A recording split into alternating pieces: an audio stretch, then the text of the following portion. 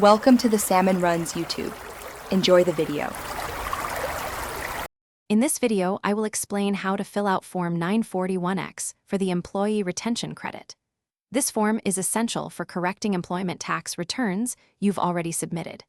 It allows businesses to claim the valuable employee retention credit retroactively, ensuring you receive the funds you're entitled to. We'll walk through each step, making the process clear and straightforward.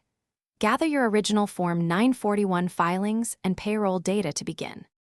When tackling Form 941X, you'll first need to specify the quarter and calendar year you're correcting. Then, move to Part 1 and check the box indicating your filing and adjusted employer's quarterly federal tax return. Don't forget to accurately enter your employer identification number and business name.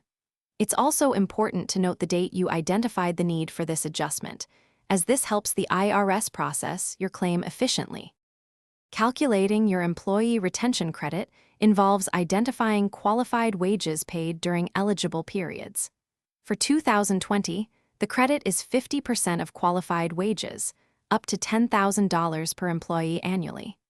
In 2021, it increases to 70% of qualified wages, up to $10,000 per employee per quarter. Remember to reduce your business's deductible wage expense by the total credit amount claimed, as this is a crucial step for tax compliance.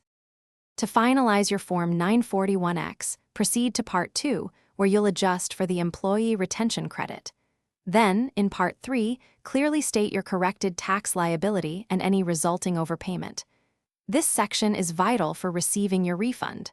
Before mailing, ensure you sign and date the form in Part 4, confirming its accuracy.